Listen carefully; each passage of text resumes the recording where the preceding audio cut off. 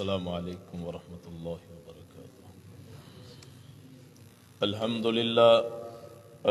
للہ نحمده ونستعینه ونستغفر ونؤمن به ونتوکل علیہ ونعوذ باللہ من شرور انفسنا ومن سیئات اعمالنا، من يهده الله فلا مضل له ومن يضلله فلا هادي له، ونشهد أن لا إله إلا الله ورسوله۔ اللهم صل على محمد وعلى آل محمد كما صليت على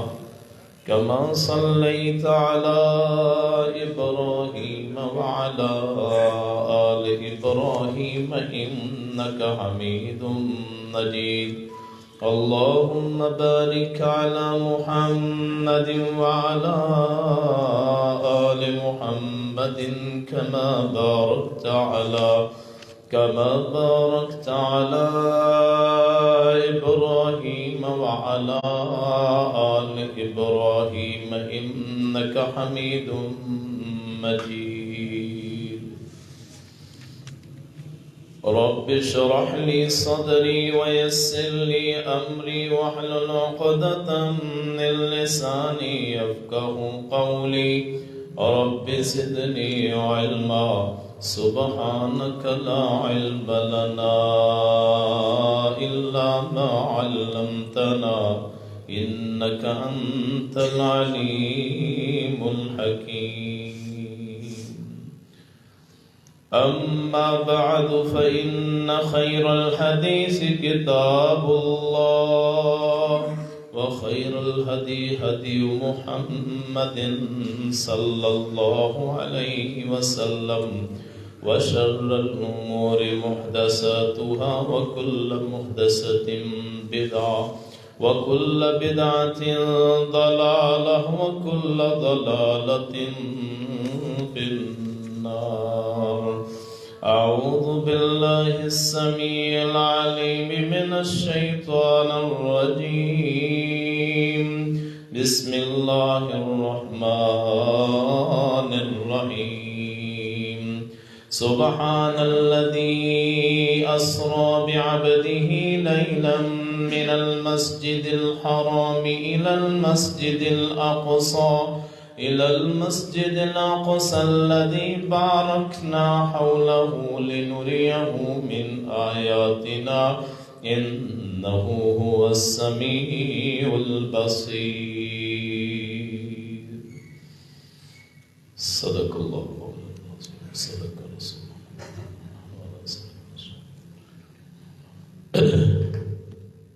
برادران اسلام، بزرگوں، دوستوں، بھائیوں، رجب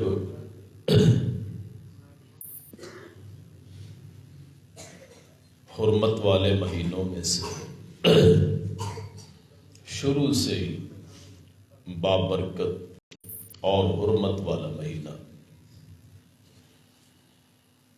4 مہینے وہ حرمت والے ہیں،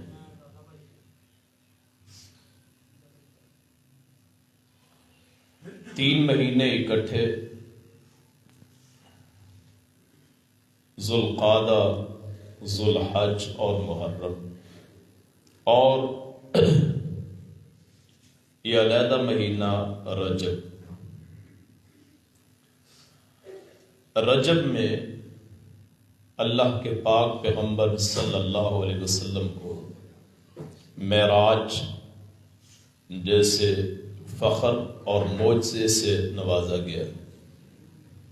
معراج کا لفظی معنی ہے ایسی سیڑھی یا ایسی چیز جس سے اوپر پہنچا جائے، جس پہ چڑھ کے آدمی کسی چیز کو حاصل کرے، اسے معراج کہتے ہیں،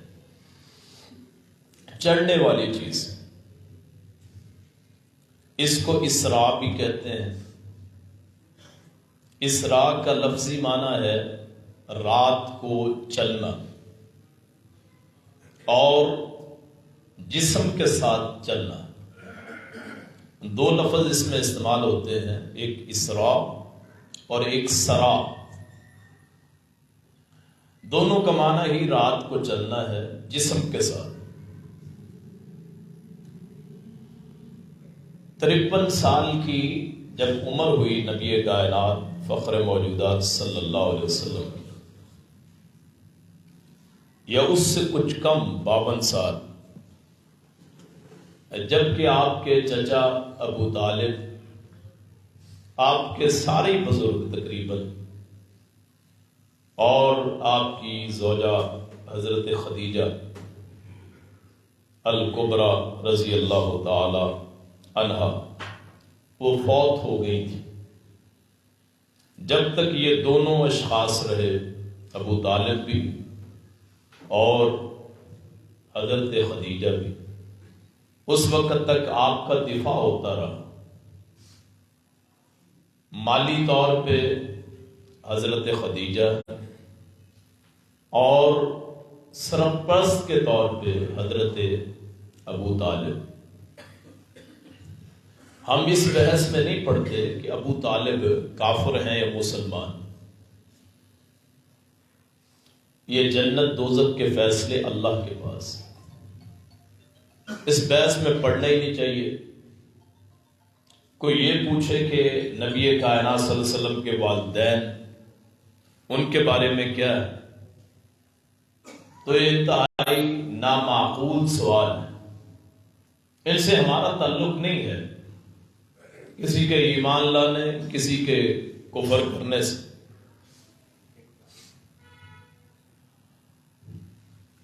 ہم جن چیزوں کے پابند ہیں وہ ہے کہ ہمارے اعمال کیسے ہیں، ہم اچھے ہیں یا برے۔ بہرحال اس سال میں، رجب میں، سن 53 میں یا اس سے کچھ پہلے یہ معراج ہوئی۔ نبی جتنے بھی آئے تمام کی معراج ہوتی۔ حضرت موسیٰ علیہ السلام کی معراج کوہ طور پہ، حضرت ابراہیم کی معراج بیت المقدس میں، حضرت آدم کی معراج جنت عدن میں، حضرت عیسیٰ کی معراج دوسرے آسمان پہ، جہاں آج بھی وہ زندہ ہیں، حیات ہیں، موجود، وفات نہیں ہوئی۔ اللہ نے اپنے قدرت کاملہ سے حضرت عیسیٰ علیہ السلام کو اپنے پاس بلایا، اور قیامت سے کچھ پہلے وہ زمین پہ اتریں گے اور یہاں اپنی عمر گزاریں گے۔ یہ واحد وہ زندہ آدمی ہے جو آسمان پہ اس وقت بشر ہے، انسان ہے، اور اللہ کی کامل قدرت کاملہ سے دوسرے آسمان پہ موجود ہے۔ اللہ کے نبی سے کسی پوچھا گیا کہ ایک آسمان دوسرے آسمان کا فاصلہ کتنا ہے، تو آپ نے فرمایا 500 سال اگر کوئی سفر کرے تو آسمان تک اتنا فاصلہ ہے، 500 سال۔ یہ 7 آسمان ہے، اور ان 7 آسمانوں کا سفر 3500 سال کا۔ تو دوسرے آسمان پہ حضرت عیسیٰ علیہ السلام زندہ ہیں، حیات ہیں، اور ہمارا عقیدہ ہے کہ وہ آسمان سے اتریں گے۔ بعض لوگوں نے بر صغیر میں پیدا ہونے والے، قادیان کے رہنے والے مرزا غلام احمد، اس کو یسوع مسیح کہا، مسیح موعود کہا۔ مسیح موعود کا معنی ہے کہ جس کے آنے کا وعدہ کیا گیا۔ حالانکہ قرآن کہتا ہے کہ ان کی موت نہیں ہوئی، ما قتلوہ وما صلبوہ بل رفعہ اللہ الیہ۔ اللہ نے نہ ان لوگوں نے انہیں قتل کیا، نہ سولی دی، پھانسی دی، بلکہ اللہ نے ان کو اپنی طرف بلا لیا، اٹھا لیا۔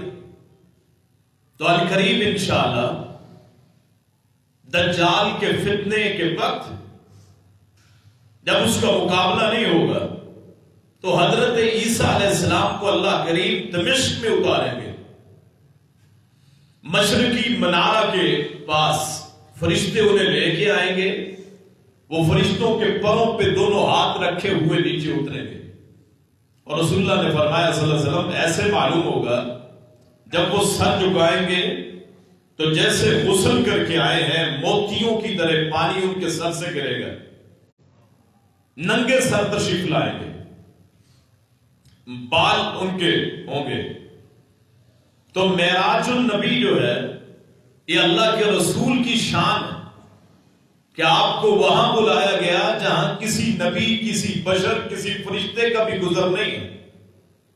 سدرۃ المنتہا سے آگے ایسا مقام آتا ہے جہاں حضرت جبریل علیہ السلام بھی نہیں گئے کبھی بھی، کہ اجازت نہیں، ایک بشر کو اللہ کریم نے نوریوں پہ، ناریوں پہ فضیلت عطا فرمائی۔ بعض لوگ اللہ کے نبی کو بشر کہتے اور نور کہتے، پھر ہماری فضیلت کیا رہ گئی؟ اللہ کے نورانی جو فرشتے ہیں جو نور سے بنے، وہ مقدس نور سے بنے ہوئے فرشتے جو اللہ کے عرش کو اٹھانے والے، وہ تو پھر بشر سے افضل ہو گئے، نبی کائنات سے افضل ہو گئے۔ سید البشر حضرت محمد رسول اللہ صلی اللہ علیہ وسلم کی فضیلت اسی میں ہے کہ آپ کو بشر مانا جائے اور افضل البشر کہا جائے۔ آپ خانہ کعبہ کے حتیم میں سوئے تھے، خانہ کعبہ کے ساتھ جو حصہ ہے نا بچ گیا، حتیم وہاں سوئے ہوئے تھے، تو آپ فرشتہ آیا آپ کے پاس، جبریل امین علیہ السلام، انہوں نے آپ کے پھر سینے کا آپریشن کیا، دل کا، اس کو چاک کیا، اس کو کھولا اور دل کو باہر نکالا، پھر سونے کے تشت میں وہاں اس دل کو رکھا، جنت سے نور لایا گیا، آپ کے دل مبارک کو چیرا گیا اور اس میں اس کو زمزم کے پانی سے دھویا گیا، پھر وہ جو جنت سے نور اور یقین لایا گیا تھا وہ آپ کے دل میں بھر دیا گیا، دنیاوی ساری خواہشات آپ کے دل سے ختم کر دی گئی، اور اسی طرح سی دیا گیا جیسے ہمارا ہارٹ کا آپریشن ہوتا ہے، بالکل ویسے۔ حضرت انس کہتے ہیں کہ آپ کے سینے پہ وہ جیسے سلائی کے نشان موجود ہو، جیسے سینے کو سیا گیا ہو، اوریجنل آپ کا آپریشن ہوا ہے، آپ میں جو بھی دنیاوی خواہشات تھی وہ ساری نکال دی گئی اور نور اور ایمان کو اس سے بھرا گیا۔ پھر آپ کو جانور لایا گیا، براق سفید رنگ کا جانور، گدھے سے بڑا، خچر سے چھوٹا۔ وہ جب آپ کو دیکھا براق نے کہ نبیوں کی یہ سواری ہے، براق جو ہے انبیاء کی سواری، تو بھدکنے لگ گیا، اچھلنے لگ گیا، جیسے خوش ہوتا ہے، شوخی کرتا ہے۔ تو حضرت جبریل نے پھر فرمایا کہ براق خاموش ہو جا، پرسکون ہو جا، آج سے پہلے اور نہ آج کے بعد کوئی ایسا شخص تجھ پہ سوار نہیں ہوگا یا ہوا جو محمد رسول اللہ سے زیادہ افضل، سب سے افضل انسان، سب سے افضل پیغمبر، اعلیٰ پیغمبر، عرفہ بالا پیغمبر، وہ آج تجھ پہ سوار ہوئے۔ پھر وہاں سے وہ براق پہ آپ سوار ہوئے، تو براق کی تیزی اتنی تھی، جہاں نظر پڑتی تھی وہاں اس کا قدم پڑتا تھا۔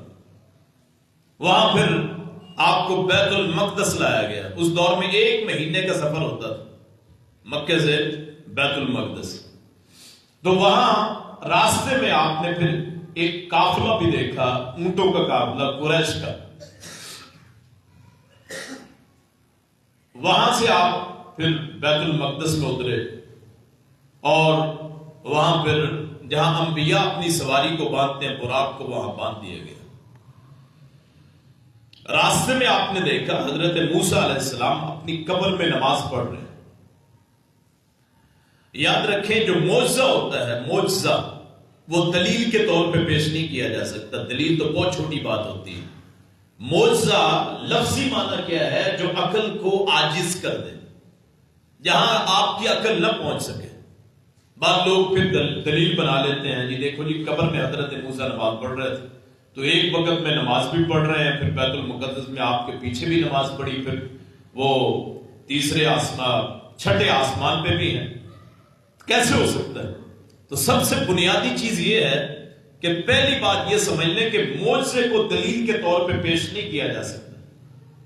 آپ تصور کر سکتے ہیں کہ سیکنڈوں میں، ایک منٹ سے پہلے، چاہے جتنی دنیا کی تیز سواریاں ہوں، کیا آپ مکے سے بیت المقدس پہنچ جائیں؟ کہ روایات میں آتا ہے کہ جس بستر پہ آپ سوئے ہوئے تھے وہ جب آپ واپس آئے معراج سے تو بستر گرم تھا. یعنی ہماری عقل میں آنے والی چیز نہیں ہے یہ جو معراج ہے، عقل میں آنے والی چیز نہیں ہے. اللہ کریم کبھی اوقات کو روک دیتا ہے، وقت کو روک دیتا ہے، تو ان میں یہ بھی وقت. پھر آپ وہاں داخل ہوئے وہاں جہاں مسجد ہے بیت المقدس میں، تو وہاں صفیں بنی ہوئی تھی، جیسے لوگ انتظار کر رہے ہوں کہ کوئی آئے نماز پڑھائے. تو آپ نے پوچھا یہ کون ہے؟ انہوں نے کہا یہ سارے انبیاء ہیں جو آپ سے پہلے گزر گئے. آپ نے کہا انتظار کیوں کر رہے ہیں امام کا؟ حضرت جبریل فرماتے ہیں آپ کے ہوتے ہوئے کوئی اور امامت نہیں کروا سکتا، سب سے آخر میں آئے. اور کتنی خوشی ہوتی ہے باپ کو کہ اس کی اولاد مصلی پہ کھڑی ہو اور وہ پیچھے نماز پڑھ رہا، کہ باپ اپنی اولاد جو ہے اس کا بیٹا وہ امامت کروا رہا ہو اور اس کے بھائی اور اس کے والدین وہ پیچھے کھڑے ہو. جیسے حضرت یوسف نے خواب دیکھی تھی نا کہ 11 ستارے، انی رأیت 11 کوکبا والشمس والقمر رأیتہم لی ساجدین، کہ میں نے خواب دیکھی 11 ستارے، ایک سورج اور ایک چاند مجھے سجدہ کر رہے. تو حضرت یوسف، حضرت یعقوب خوش ہوئے. باپ ہر ایک سے حسد کر سکتا ہے، آدمی اپنی اولاد سے حسد نہیں کرتا. اتنی خوشی اپنی نہیں ہوتی جتنی اولاد کی خوشی ہوتی. مثلا اولاد کی وجہ سے والدین کو خوشی بھی ملتی ہے. کوئی اچھا آدمی ہو تو کہتے ہیں یار اچھے باپ کا ہے، تو باپ کی عزت ہوتی. آپ پھر آگے کھڑے ہوئے، آپ نے پھر 2 رکعت پڑھائے. کیا منظر ہوگا کہ نبی کائنات وہاں امام ہیں اور مقتدی جو ہیں وہ سارے امتی نہیں ہیں. آپ نے بے شمار نمازیں پڑھائی. مدینے کے 10 سال آپ نے امامت میں گزارے. چند ایک نمازیں حضرت ابوبکر نے پڑھائی ہیں، اس میں 17 نمازیں ایک عبد الرحمن بن عوف نے پڑھائی. اس کے علاوہ ساری زندگی آپ نے امامت کی ہے، لیکن وہ امتیوں کی امامت. آج امامت اس کی ہے جو خود افضل البشر ہے، خطیب الانبیاء ہے، اور پیچھے مقتدی وہ سارے انبیاء. 1,24,000. کسی نے پوچھا تھا یا رسول اللہ انبیاء کی تعداد کتنی ہے؟ تو آپ نے فرمایا 1,24,000 کم و بیش پیغمبر ہے، نبی. وہاں پھر آپ نبیوں سے آپ نے ملاقات کی ہے، 2 رکعت پڑھائی. پھر آپ سیڑھی لائی گئی، سیڑھی جو معراج جس کو کہا جاتا ہے، سیڑھی. پھر آپ وہاں اس پہ چڑھ کے گئے. پہلے آسمان پہ دروازہ کھٹکھٹایا گیا. اوپر سے آواز آئی کون؟ انہوں نے کہا جبریل. تیرے ساتھ کون ہے؟ انہوں نے کہا محمد صلی اللہ علیہ وسلم. انہوں نے کہا پیغام بھیجا گیا، دعوت دی گئی. ہاں جی دعوت دی گئی. 7 آسمانوں پہ آپ سے یہ کلام ہوئی کہ دروازہ کھٹکھٹایا جاتا ہے، پوچھا جاتا ہے کون ہے؟ جبریل ہے. ساتھ کون ہے؟ محمد صلی اللہ علیہ وسلم. ان کو دعوت دی گئی، بلایا گیا. ہاں جی بلایا گیا. گویا نہ جبریل بغیر اجازت کے اللہ کے جا سکتے، نہ نبی صلی اللہ علیہ وسلم جا سکتے. سارے اللہ کے غلام اور نوکر. یہ معراج بیان کرتے ہوئے اپنے ذہن میں سب سے پہلے تصور کرے، اللہ چاہے تو معراج ہو سکتی ہے، اللہ نہ چاہے تو خود رسول اللہ نہیں جا سکتے صلی اللہ علیہ وسلم. اللہ چاہے تو دروازہ کھل سکتا ہے، خود نہ فرشتہ کھول سکتا ہے نہ نبی کھول سکتا ہے. اگر نبی اور فرشتے کی اوقات یہ ہے کہ اللہ کے سامنے ان کی حیثیت کوئی نہیں. تو ہمارے جو آج کے جو بزرگ ہم پکڑے پھرتے ہیں، ان بزرگوں کی اوقات کیا ہوگی جن کی ہم بیعت کرتے ہیں جو ہماری سفارش کریں گے؟ اور ان کی تو وقت ہی کوئی نہیں. اگر انبیاء کا یہ مقام ہے یا فرشتوں کا مقام ہے، بغیر اجازت کے کوئی آسمان پہ جا نہ سکے، نیچے آ نہ سکے، معراج کر نہ سکے، سانس لے نہ سکے، حکم چلا نہ سکے، اجازت مانگے، اجازت ملے تو جائیں، اجازت نہ ملے تو رک جائیں. اگر انبیاء اور فرشتوں کی اوقات یہ ہے، ان کی حد یہ ہے، تو ہم نے جو پکڑے ہوئے ہیں ان کی اوقات کیا ہوگی؟ وہ تو صفر ہے، صفر سے بھی نیچے ہے. جتنا مرضی کوئی نیک، انبیاء سب سے بلند ہوتے ہیں. جب ان کو اجازت نہیں ہے بغیر اجازت کی، تو آج ہم جو سلسلے بنائے ہوئے ہیں، ہم نے جو فرقے بنائے ہوئے ہیں، ہم نے جو مسلک بنائے ہوئے ہیں، ہم نے گروہ مذہبی تفرقے بنائے ہوئے ہیں، وہ فلاں پگڑی والا جی، فلاں ٹوپی والا، فلاں وہ دستار والا، آستانہ عالیہ بنا کے بیٹھے لوگوں میں جنت کی ٹکٹ تقسیم کرتا ہے. میں سفارش کروں گا، اس کی وقت کی کیا ہے؟ وقت ہی کیا ہے؟ یہ دنیا کا سب سے جھوٹا اور کذاب انسان ہے جو یہ دعویٰ کرتا ہے کہ میں تمہاری سفارش کروں گا، میں تمہارا بوجھ اٹھاؤں گا. وہاں سے پھر ہاں جی اجازت ملی تو پھر دروازہ کھلا، آپ گئے. پہلے آسمان پہ حضرت آدم علیہ السلام کی آپ سے ملاقات ہوتی.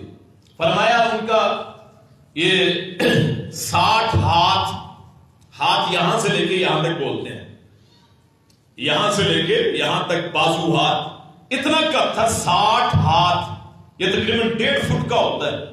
تو اس کو 1.5 60 اور 30 کو جمع کر لیں تو 90 فٹ بنتا ہے تقریباً. تو آپ نے فرمایا ان کا قد اتنا لمبا تھا کہ جیسے 60 ہاتھ ہوتا ہے.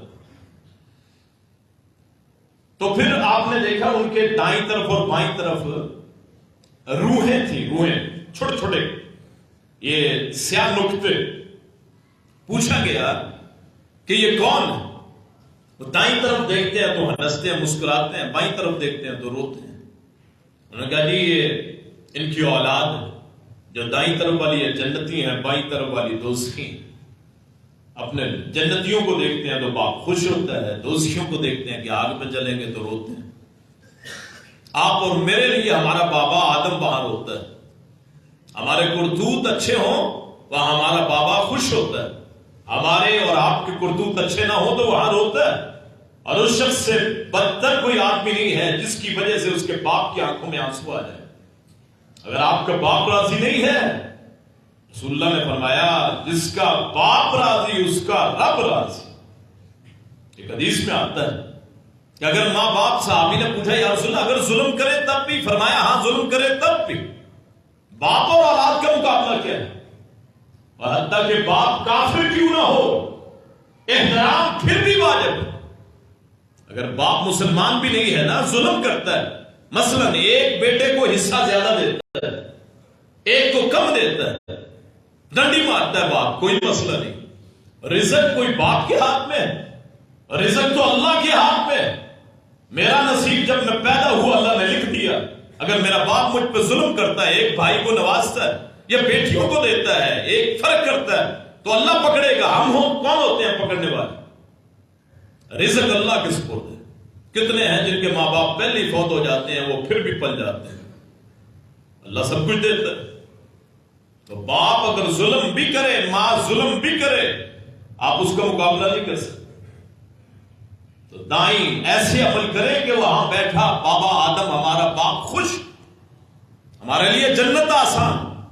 یہ نہ ہو کہ ساری زندگی گناہ کرتے رہے اور سفارشیں ڈھونڈتے رہے، اور کوئی سفارش نہ ملی تو نبی کائنات کی سفارش کر دیں گے. اس سفارش کے مسئلے نے بڑے مسئلے خراب کیے کہ جی ہمارے نبی اوپر موجود ہیں، وہ سفارش کریں کہ ہم بچ جائیں گے. آپ کو کس نے کہا بچ جائیں؟ حدیث میں آتا ہے کہ حوض کوثر پہ آپ پانی پلا رہے ہوں گے نبی کائنات صلی اللہ علیہ وسلم. فرمایا ان برتنوں کی تعداد اتنی ہے جتنی آسمان پہ ستاروں کی تعداد. تو رسول اللہ نے فرمایا وہ 1 مہینہ کوئی طے کرے ادھر، 1 مہینہ ادھر، اتنا حوض ہے کوثر، آپ کا حوض کوثر. تو فرمایا جو پانی پی لے وہ جنت میں جائے گا، اسے کبھی پیاس نہ لگے. تو بعض لوگ آئیں گے آزاد چمکتے ہوئے ہوں گے، وضو کیے ہوئے ہوں گے، نمازیں پڑھتے ہوں گے. یہ 5 اعضاء ہوتے ہیں عام طور پہ جو زمین پہ لگتے ہیں، یا 7 اعضاء. یہ سجدہ کرتے ہوئے، ماتھا ہے، ناک ایک، دونوں ہاتھ، دونوں پاؤں، دونوں گھٹنے، تو یہ چمک رہے ہوں گے. فرمایا جب وہ میرے قریب آئیں گے پانی پینے کے لیے، مسلمان کلمہ گو، فرمایا میرے اور ان کے درمیان ایک رکاوٹ حائل کر دی جائے گی، پردہ حائل ہو جائے گا. میں کہوں گا اللہم ہؤلاء امتی، یہ تو میرے امتی ہیں. اللہ فرمائیں گے، آواز آئے گی، انک لا تعلم، انک لم تعلم ما احدثوا بعدک. اے پیغمبر آپ کو علم ہی نہیں ہے، انہوں نے آپ کے بعد نئے نئے راستے ڈھونڈ لیے. تو عمل اچھے کریں، عقیدہ اچھا رکھیں، اللہ بھی راضی، رسول بھی راضی، وہاں بابا آدم بھی راضی. پھر آپ نے سلام کہی، سلام کہا، السلام علیکم. انہوں نے علیکم السلام، مرحبا بالنبی الصالح وابن الصالح، اچھا بیٹا آیا، اچھا نبی آیا. سلام کہا، بابا سے ملاقات کی. پھر آپ دوسرے آسمان پہ دروازہ کھٹکھٹایا تو وہی کون ہے؟ جو جبریل ہے. ساتھ کون ہے؟ محمد ہے صلی اللہ علیہ وسلم. دعوت ہے؟ ہاں جی دعوت ہے. بلایا گیا؟ اجازت ہے؟ ہاں جی اجازت. دروازہ کھولا گیا، وہاں حضرت یحییٰ اور حضرت عیسیٰ کو دیکھا علیہ السلام، علیہم السلام، اور ان دونوں سے ملاقات. یحییٰ اور حضرت عیسیٰ خالہ زاد ہیں آپس میں، خالہ کے بیٹے ایک دوسرے.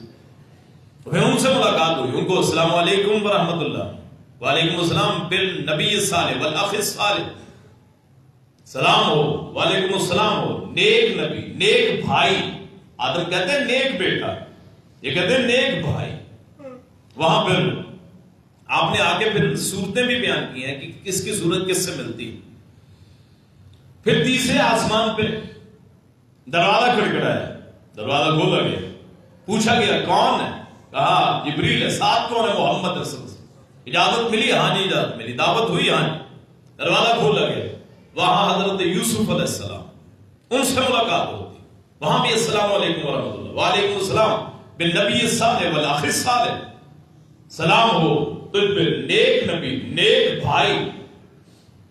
پھر دروازہ چوتھا آسمان، وہاں دروازہ کھٹکھٹایا. اجازت کون ہے؟ جبریل. ساتھ کون ہے؟ محمد صلی اللہ علیہ وسلم. اجازت ملی؟ ہاں جی اجازت ملی. دروازہ کھولا گیا، وہاں حضرت ادریس علیہ السلام، چوتھے آسمان. پہلے پہ آدم، دوسرے پہ عیسیٰ یحییٰ، تیسرے پہ یوسف، اور چوتھے پہ حضرت ادریس علیہ السلام.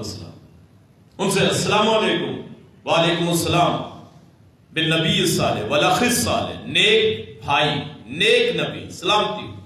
پانچواں آسمان، دروازہ کھٹکھٹایا، کون ہے؟ جبریل. ساتھ کون ہے؟ محمد. وہی کلمہ بار بار ہر آسمان پہ اجازت. کسی کی بکت نہیں ہے، کسی کی طاقت میں نہیں ہے، بغیر اجازت کے نکل جائے. سورہ رحمان میں کہتا ہے یا معاشر، اللہ تعالیٰ فرماتا ہے یا معاشر الجن والانس ان استطعتم ان تنفذوا من اقطار السماوات والارض فانفذوا لا تنفذون الا بسلطان. اگر تم چاہو ان آسمان زمین سے نکل کے دکھاؤ، اگر تم میں قوت ہے، ہاں دلیل سے نکل سکو گے، اور وہ دلیل اللہ کی دلیل ہے، اللہ کی اجازت. پھر وہاں دروازہ کھٹکھٹایا، چوتھا آسمان حضرت ادریس سے ہوگی. پانچواں آسمان دروازہ کھٹکھٹایا، کون ہے؟ جبریل. ساتھ کون ہے؟ محمد علیہ السلام. اجازت ملی؟ ہاں جی اجازت ملی. دروازہ کھولا گیا، وہاں حضرت ہارون علیہ السلام، حضرت موسیٰ کے بھائی ہارون علیہ السلام سے ملاقات ہوتی ہے. پانچویں آسمان، وہاں ہی السلام علیکم، وعلیکم السلام بالنبی الصالح والاخ الصالح، نیک نبی، نیک بھائی.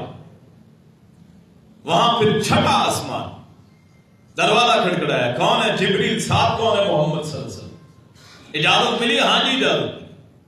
لا تبدیل لکلمات اللہ، اللہ کے کلمات کوئی نہیں بدل سکتا. پھر دروازہ کھولا گیا، سلام. وہاں ہے حضرت موسیٰ علیہ السلام، چھٹے آسمان. آپ نے پھر السلام علیکم، وعلیکم السلام بالاخ الصالح والنبی الصالح، نیک بھائی، نیک نبی. تو حضرت موسیٰ کے پاس سے جب گزرنے لگے تو آپ نے پوچھا، وہ رونے لگ گئے حضرت موسیٰ، آنکھوں میں آنسو آ گئے. پوچھا کیا وجہ ہے، روتے کیوں ہیں؟ انہوں نے کہا نوجوان ہے، بعد میں آیا ہے، امت اس کی زیادہ ہے، مجھ سے مقام زیادہ ہے، حسد نہیں ہے، رشک۔ پھر ساتواں آسمان، دروازہ کھڑکڑایا، کون ہے؟ جی جبریل ہے۔ ساتھ کون ہے؟ محمد صلی اللہ علیہ وسلم۔ اجازت دی گئی؟ ہاں جی اجازت ملی۔ پھر دروازہ کھولا گیا، السلام علیکم۔ وعلیکم السلام بالنبی الصالح وابن الصالح۔ حضرت ابراہیم کہتے ہیں، وہاں حضرت ابراہیم علیہ السلام، ساتویں آسمان، بیٹا کہا، نیک بیٹا، نیک نبی۔ تو آپ سے پوچھا گیا تھا ان کی شکلیں کیسی تھیں؟ آپ نے فرمایا حضرت آدم، ان کی شکل گندمی رنگ، اللہ کا پسندیدہ بنایا ہوا چہرہ۔ حضرت عیسیٰ، فرمایا حضرت عیسیٰ وہ ایک صحابی تھے، ان کی شکل ملتی ہے، آپ نے کہا ان کی شکل آپ سے پوچھا حضرت موسیٰ کی شکل کیسے؟ آپ نے فرمایا ازد شنو قبیلہ، اس جیسے بال گنگریالے ہیں، جو الجھنیں پڑی ہوئی، لمبا قد ہے، باریک جسم حضرت موسیٰ۔ پوچھا گیا حضرت ابراہیم کا، حضرت یوسف، فرمایا گویا اوتی شطر الحسن، گویا کائنات کا آدھا حسن حضرت یوسف کو مل گیا، اتنا خوبصورت۔ پوچھا گیا حضرت ابراہیم کیسے؟ فرمایا جیسا میرا چہرہ ہے ویسے ہمارے بابا ابراہیم کا چہرہ ہے، اللہ کے نبی کا چہرہ حضرت ابراہیم جیسا چہرہ۔ تو پھر 7 آسمانوں سے اوپر پھر گئے سدرۃ المنتہا پہ، وہ بھی 500 سال کا سفر ہے۔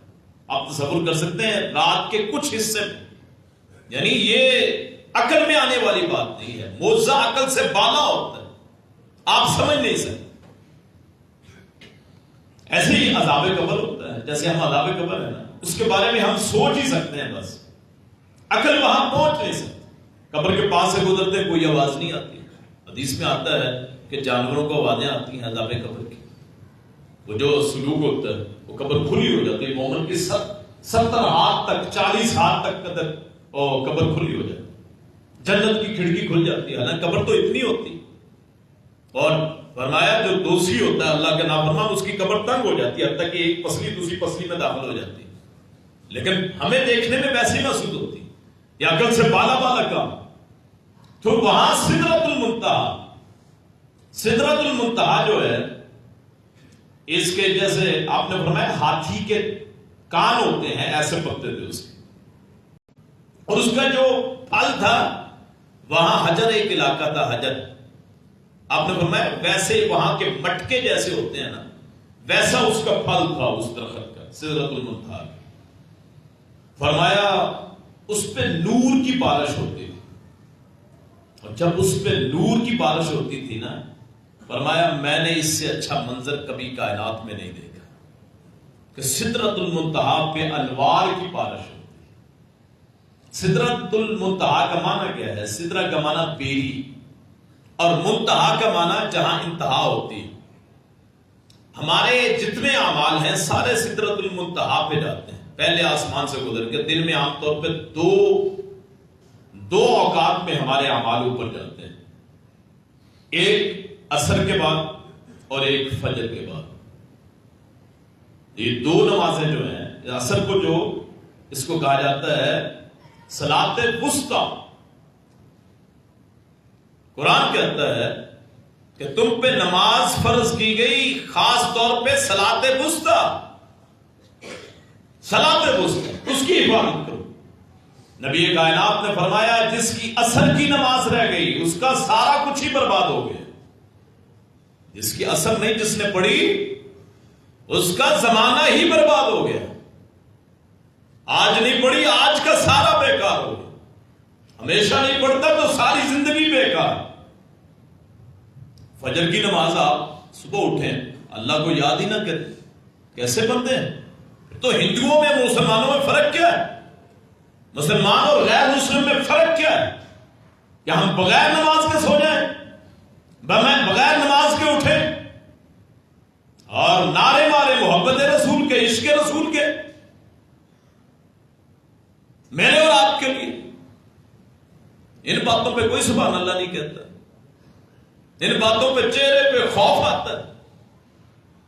5 مرتبہ نماز ہے اور ہمیں مصیبت پڑ جاتی ہے یار 5 نمازیں، اوقات نہیں، وقت نہیں. آج میرے پاس وقت نہیں ہے تو کل اللہ کے پاس میرے لیے وقت نہیں ہوگا. اپنے ذہن میں سوچ لیں، میں اس کا غلام، اس کا نوکر، میں کون ہوتا ہوں دلیل پیش کرنے والا کہ میرے پاس وقت نہیں ہوتا؟ اوقات کس نے بنائے؟ جب اللہ نے بنائے ہیں تو اللہ ہی وقت پیدا کرنے والا ہے. ہمارا جی کام بہت ہوتا ہے، مصروف بہت ہوتے ہیں، اللہ کے کام سے بھی مصروف ہوتے ہیں. اللہ کو غصہ آئے وہ زلزلہ بپا کر دے، وہ سیلاب لے آئے، زمین پھٹے، آدمی اس میں سما جائے اور لوگوں کی شکلیں بدل جائیں، بندر اور سور بنا دیا جائے. اللہ کے بندے ہیں اور پھر نماز نہیں پڑھتے؟ شرم کی بات ہے ہمارے لیے. کتنی آبادی ہے اس بستی کی اور نمازی کتنے ہیں؟ ذرا گھوم کے دیکھیے، گھوم پھر کے دیکھیے. عصر کے بعد اللہ کے پاس ہمارے اعمال جاتے ہیں سدرۃ المنتہا پہ اور لکھا ہوتا ہے یہ فلاں بندے نے نماز نہیں پڑھی. فجر کے بعد جاتے ہیں اللہ کے پاس اعمال، اس میں لکھا ہوتا ہے نماز نہیں پڑھی، رات سوئے بغیر نماز کے. اللہ وہاں پھر سیاہ، دل کو سیاہ کرنا شروع کرتا ہے. کتنا سا ہے دل؟ پاؤ کا ہوگا، آدھا کلو کا ہوگا. ساری زندگی اللہ کو بھولے رہے، سارا دل ہی سیاہ ہو گیا. یہ جو ہم آیات پڑھتے ہیں نا آپ پہ، آپ کو حدیث سناتے ہیں، اسی لیے اثر نہیں ہوتا، اسی لیے اثر نہیں ہوتا کہ دل کالا ہو گیا. خدا کے لیے اپنے دلوں کو سفید کریں، نورانی بنائیں. اگر آج سے پہلے نماز نہیں پڑھی تو آج توبہ کریں. جمعے کے خطبے کے دوران رسول اللہ نے فرمایا صلی اللہ علیہ وسلم، جمعے کے امام کے کھڑے ہونے سے لے کے بیٹھنے تک جب خطبہ دے رہا ہوتا ہے آدمی جو دعا کرے اللہ قبول فرماتا ہے. ایسا وقت ہوتا ہے، اس وقت میں پورے جمعے میں اپنے گریبان میں منہ ڈال کے اللہ سے عہد کریں، یا اللہ آئندہ ہم تیری نماز ضائع نہیں کریں گے، ہم نماز پڑھیں گے. کوئی 1 پڑھتا ہے تو 2 شروع کرے، 2 پڑھتا ہے 3 شروع کرے، 3 پڑھتا ہے 4 شروع کرے، 4 پڑھتا ہے 5 پڑھے. جو نہیں پڑھتا کم از کم صبح کی شروع کرے، عصر کی شروع کرے. ایسا ایسا عادت پڑ جاتی. تو سدرۃ المنتہا ایسی جگہ، ایسی بیری جہاں جا کے آدمیوں کے اعمال وہاں پہنچتے ہیں. اگر اللہ وہاں فرمان کرتا ہے تو اللہ کی طرف سے جو اترتا ہے وہ پہلے سدرۃ المنتہا پہ آتا ہے، پھر دنیا پہ اترتا ہے. تو سدرۃ المنتہا آپ کو پھر اس سے آگے آپ گئے، ایسی جگہ جہاں کوئی فرشتہ بھی نہیں جا سکتا. وہاں اللہ نے آپ سے گفتگو فرمائی. کلیم اللہ موسیٰ بنتے ہیں کوہ طور پہ اور رسول اللہ بنتے ہیں سدرۃ المنتہا سے بھی آگے. کلیم اللہ موسیٰ ہیں لیکن اللہ کے رسول اللہ کے خلیل ہیں، اللہ کے محب ہیں، اللہ کے کلیم ہیں. اور اللہ کی گفتگو کیسے ہوتی ہے؟ حدیث میں آتا ہے جب اللہ کوئی ارشاد فرماتا ہے نا کوئی چیز، تو جو 7 قربت والے فرشتے بے ہوش ہو جاتے ہیں.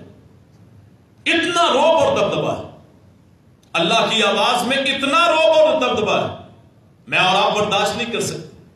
اللہ کو دیکھ نہیں سکتے، ہماری آنکھوں میں اتنی طاقت نہیں. نہ اللہ کے رسول نے اللہ کو دیکھا. جو قصے کہانیاں بیان کرتے ہیں نا مولانا حضرات، یہ خطبہ روا عظیم کہ اللہ کے رسول نے اللہ کو دیکھا. تو حضرت عائشہ کی حدیث سن لیں. عائشہ کہتی ہے وہ بندہ جھوٹ بولتا ہے، اللہ کی قسم، قسم ہے صحیح حدیث، اللہ کی قسم حضرت عائشہ فرماتی ہیں وہ بندہ جھوٹ بولتا ہے جو کہتا ہے کہ اللہ کے رسول نے اللہ کو دیکھا ہے. اللہ کو کیسے دیکھ سکتے؟ آپ نے حضرت جبریل سے ایک مرتبہ پوچھا تھا، ہر رأیت ربک، کیا تو نے اپنے رب کو دیکھا ہے؟ تو حضرت جبریل کا جمپ لگ گیا، اچھلے، رنگ بدل گیا. ان کا وہ تو نور ہے، میں اسے کیسے دیکھ سکتا ہوں؟ بشر کی اوقات نہیں، مخلوق کی اوقات نہیں کہ خالق کو دیکھ سکے. ہاں قیامت کا دن ہوگا. ینظرون الی ربک علی الارائک ینظرون، اپنے تختوں پہ بیٹھے مومن وہ اللہ کا دیدار کرے گا. اور جس کو اللہ کا دیدار ہو جائے، رسول اللہ نے فرمایا صلی اللہ علیہ وسلم، جنتی جنت میں چلے جائیں گے، ایک بازار میں داخل ہوں گے، وہ نعمتوں میں مصروف ہوں گے، بڑے پوشاکیں پہنے ہوئے ہوں گے، چہرے تر و تازہ ہوں گے، سب کچھ ہوگا. اوپر سے آواز آئے گی، وہ آواز کی طرف دیکھیں گے، اوپر سے اللہ کا دیدار ہو جائے گا، اور اللہ کا دیدار ہوگا، جنت کی ساری نعمتوں کو بھول جائے گا۔ اللہ کا دیدار چھوٹی چیز، اللہ سے دعا کیا کرے اللہ قیامت کے دن اپنا چہرے کا دیدار نصیب فرما، کائنات ساری مل جائے، اللہ کے نور کے 99 پردے، ان پردوں میں سے کسی ایک پردے کی روشنی کی برابر نہیں ہو سکتی۔ اللہ کا دیدار تھوڑی بات، اللہ کا دیدار بہت بڑی بات۔ جو اللہ کا دیدار کر لے پھر وہ دوزخ میں داخل نہیں ہو سکتا۔ کل من علیہا فان وَيَبْقَى وَجْهُ رَبِّكَ ذُو الْجَلَالِ وَالْإِكْرَامِ، اللہ کا چہرہ ہمیشہ سلامت رہنے والا، اکرام عزت والا چہرہ۔ پھر اللہ نے اپنے رسول سے کلام کی، رسول سے گفتگو کی، کان قاب قوسین او ادنیٰ، گویا 2 کمانوں سے بھی کم فاصلے سے، لیکن دیدار نہیں کیا۔ قیامت کے دن آنکھیں اور ہوں گی، جسم اور ہوں گے، اس وقت دیدار کریں۔ پھر اللہ نے 5 نمازیں، 50 نمازیں، پہلے 50 نمازیں اللہ کے رسول کو عطا فرمائیں۔ آپ بڑی خوشی واپس آ گئے، چھٹے آسمان پہ حضرت موسیٰ کے پاس وہ کہتے کیا کچھ ملا؟ ملاقات ہوئی ہے، کیا کچھ ملا؟ انہوں نے کہا 50 نمازیں مل گئی۔ انہوں نے کہا 50 پڑھنی کس نے ہے جی؟ اور آپ تو پڑھ لیں گے، اور یہ تو 5 نہیں پڑھ سکتے، کیوں نہیں؟ ایسا ہی ہے، اگر 50 ہو جاتی پھر جی مومن خالی نظر آتے، ڈیج گوڑ کی بستی میں کوئی 1-2 مومن مسلمان نظر آتے، باقی سارے اللہ کے حوالے ہونے تھے۔ ہم جیسے بھی جو لوگوں کو بیان کرتے ہیں تو وہ اتنی طاقت نہیں رکھتے کہ دن میں 50 نمازیں پڑھ سکیں۔ واؤ، جاؤ واپس جاؤ، اللہ سے کہو 50 نمازیں کیسے پڑھیں؟ اللہ تعالیٰ نے 5 یا 10 کم کر دی۔ پھر حضرت موسیٰ تو 40 رہ گئی، انہوں نے کہا واپس چل جاؤ، 40 بھی کس نے پڑھنی؟ یہ تو معراج کی خوشی چڑھی ہوئی ہے نا، معراج کی خوشی ہے نا کہ اللہ سے ملاقات ہوگی، یہ نماز کس نے پڑھنی؟ یہاں آپ سے ہاتھ اٹھائے نا کہ جی کون ہے جو اللہ کے رسول سے پیار کرتا ہے، سارے ہاتھ اٹھا لیتے، دونوں ہاتھ، اور 5 نمازوں کی بات ہو جائے نا تو آدھے ہاتھ بھی نہیں اٹھتے، کیوں جی؟ ہم شارٹ کٹ ڈھونڈتے ہیں نا جی، کوئی بانڈ کا انتظار کرتا ہے جی، بانڈ لگ گیا تو پیسے آ جائیں، کوئی اور شارٹ کٹ سارے ڈھونڈتے ہیں، جلدی شہرت مل جائے، جلدی دولت مل جائے، جلدی عزت مل جائے۔ تو اللہ تعالیٰ نے پھر وہاں پھر واپس چلے گئے، اللہ سے گزارش کی، اللہ 40 نمازیں تو زیادہ ہے، اللہ نے اور کم کر دی، بعد روایت میں 5 کم کی، بعد میں 10، 30 رہ گئی کہ پھر آگے کتنی ہو گئی؟ 30 ہو گئی۔ انہوں نے کہا واپس چل جا، 30 بھی کس نے پڑھنی؟ حتیٰ کہ بار بار آتے جاتے 5 نمازیں رہ گئی۔ تو پھر حضرت موسیٰ کے پاس آئے تو حضرت موسیٰ نے کہا کتنی ہو گئی؟ انہوں نے کہا 5 رہ گئی۔ انہوں نے کہا ایک اور پھیرا لگا لے، ساری پاک ہو جائیں گی، ساری معاف ہو جائیں گی، ایک اور چکر کی بات ہے۔ انہوں نے کہا نہیں، رسول فرماتے ہیں اب مجھے اپنے رب کے پاس جاتے ہوئے شرم آتی ہے۔ وہ کہے گا 5 بھی نہیں پڑھ سکتے؟ تجھے وہ عزت دے دی کہ زمین سے اٹھایا، اپنے پاس بلایا، تیری امت کو وہ عزت دی کہ کائنات میں کسی کو عزت نہ دی، کہ آخری امت بنایا، خاتم النبیین کی امت بنایا، خاتم المرسلین کی امت بنایا، قرآن جیسا تحفہ دے دیا کہ قیامت تک کروڑوں حافظ پیدا ہوں گے، یہاں کھڑا ہونے والا وہ مقام مقدس پہ کھڑا ہوگا، اس کی زبان سے بسم اللہ سے لے کے ناز تک پڑے گا، اللہ کریم جنت عطا فرما دے گا۔ میری امت کو اتنی میں نے فضیلتیں دی۔ پوچھا صحابہ نے فضیلت کتنی ہے امت کی؟ فرمایا باقی ساری امتیں 1,24,000 نبیوں کی امتیں جنت کا نصف ہوں گے، نصف اکیلی امت محمدیہ ہوں گے صلی اللہ علیہ وسلم، اس سے بھی زیادہ، حتیٰ کہ 2 حصے امت محمدیہ کے، 1 حصہ ساری امتوں کا۔ اتنی فضیلتیں دے دی پھر بھی تم نماز نہیں پڑھتے، مجھے تو شرم آتی۔ اللہ کیا کہے گا کہ میں نے تیری قسمیں کھائیں، میں نے تیرے شہر کو امن والا بنایا، میں نے تجھے ہجرت عطا کی، میں نے تجھے دنیا جہان کا سب سے بڑا بنایا، پھر آگے ہے 5 نمازیں تو زیادہ نہیں ہیں، اور اس میں ٹائم ہی کتنا لگتا ہے؟ پورے 24 گھنٹوں میں صرف 1 گھنٹہ اگر سنتیں نہیں پڑھ سکتے، صرف فرض 17 رکعات 17 رکعت.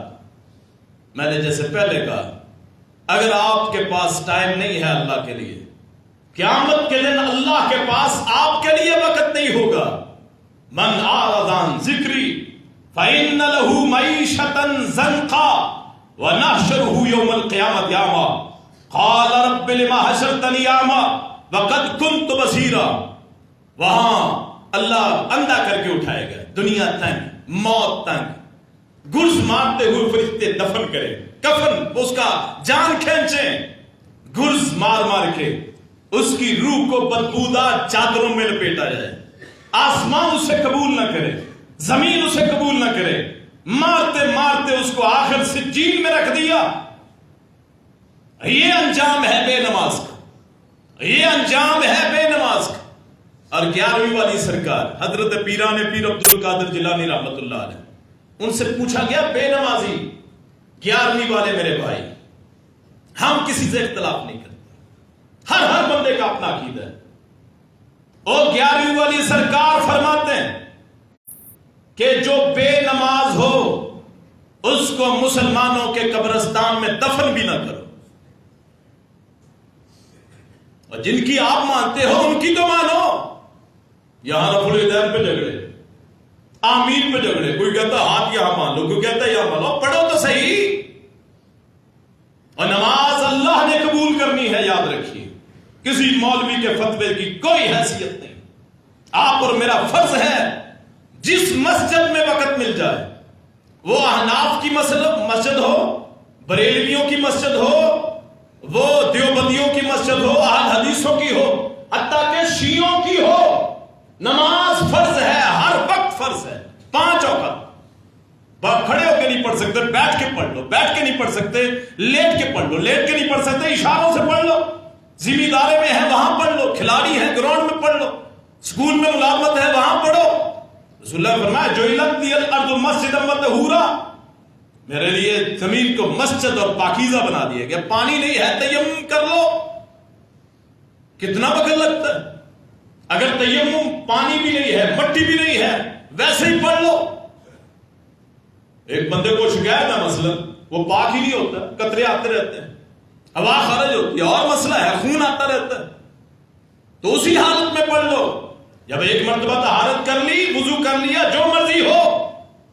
اگر آپ مریض ہیں، آپ کی طہارت قائم نہیں رہتی، ایک مرتبہ وضو کر لیں، جیسا بھی کر لیں، چاہے وضو کرتے ہی وضو ٹوٹ جائے پھر نماز پڑھ لیں، اللہ قبول کرنے والا ہے. ان مولویوں کے فتووں کی کوئی حیثیت. اگر جگہ بھی پاک نہیں، حالانکہ شرط ہے جگہ پاک نہیں اور جگہ کوئی نہیں ہے، وہیں پڑھ لیں، اللہ قبول کرنے والا ہے. نماز مت چھوڑے، ایک نماز چھوڑ دی دوسری کے ساتھ ملا کے پڑھ لیں. مصروف ہے 3 اکٹھی کر لیں، 4 اکٹھی کر لیں. غزوہ خندق میں بس 1-2 منٹ میں ختم کرتا ہوں. غزوہ خندق میں اللہ کے رسول جنگ کی وجہ سے 4 نمازیں عشاء کے وقت اکٹھی کر کے پڑھی، ظہر، عصر، مغرب، عشاء. اگر رسول کر سکتے ہیں تو ہم کیوں نہیں کر سکتے؟ اللہ پاک بات سمجھنے کی توفیق عطا فرمائے. پھر وہاں سے واپس آئیے 5 نمازیں لے کے. اللہ نے وہاں کہہ دیا کہ لا یبدل لکلمات ربی، میرے رب کے کلمات تبدیلی نہیں ہوتی ان میں. تو اللہ نے کہا 5 ہی فرض، 5 پڑھو گے 50 کا ثواب ملے. ہے 50 ہی، تخفیف کر کے 5 کر دیں، 50 نمازوں کا ثواب 5 نمازوں میں ہے. اور پھر وہاں سے واپس آئے، ٹائم ختم ہو گیا. اللہ پاک عمل کی توفیق عطا فرمائے. آخر دعوانا ان الحمد للہ رب العالمین.